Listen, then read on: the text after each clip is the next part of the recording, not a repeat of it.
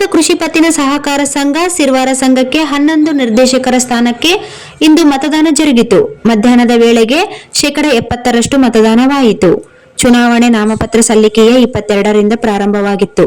November 29 ಕೊನೆ ದಿನವಾಗಿತ್ತು.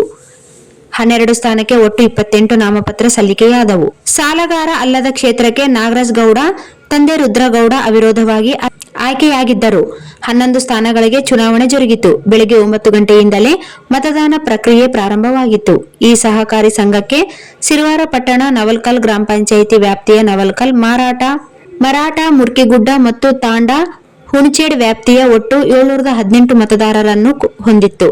ಮತದಾನಕ್ಕಾಗಿ 3 ಕೊಠಡಿಗಳ ವ್ಯವಸ್ಥೆಯನ್ನು ಮಾಡಲಾಗಿತ್ತು. 718ರಲ್ಲಿ ಮಧ್ಯಾಹ್ನದ ವೇಳೆಗೆ 70% ಮತದಾನವಾಗಿತ್ತು. ಕಾಂಗ್ರೆಸ್ಗೆ ಪ್ರತಿಷ್ಠಿತ ವಿಎಸ್ಎನ್ಎಸ್ ಇತಿಹಾಸದಲ್ಲಿ ಬಿಜೆಪಿ, ಕಾಂಗ್ರೆಸ್, ಜೆಡಿಎಸ್ 3 ಪಕ್ಷದ ಮುಖಂಡರು ಒಮ್ಮತದಿಂದ ಅವಿರೋಧವಾಗಿ ಆಯ್ಕೆಯಾದರು.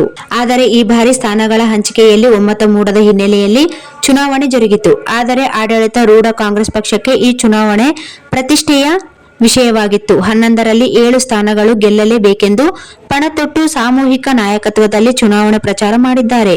ಬಿಜೆಪಿ, ಜೆಡಿಎಸ್ನಿಂದ ಸ್ಪರ್ಧೆ ಮಾಡಿದವರು ಸಹ ತಮ್ಮ ಅವಧಿಯಲ್ಲಿ ಗೋದಾಮು ನಿರ್ಮಾಣ, ಸಾಲ ಮರುಪಾವತಿ, ಸಾಲ ಕೊಡಿಸಿದ ವಿಷಯಗಳನ್ನು ಮುಂದೆ ಇಟ್ಟು ಮತ ಕೇಳಿದ್ದಾರೆ. ಸಂಜೆ ಮತದಾನ ನಂತರ ಮತ ಎಣಿಕೆಯಲ್ಲಿ ರೈತರು ಯಾರಿಗೆ ಆಶೀರ್ವಾದ ಮಾಡಿದ್ದಾರೆ ಎಂದು ತಿಳಿಯುತ್ತದೆ. इस वीडियो को लाइक करें, हमारे चैनल को सब्सक्राइब करें और बेल आइकन जरूर प्रेस करें हमारी न्यू वीडियो सबसे पहले देखने के लिए।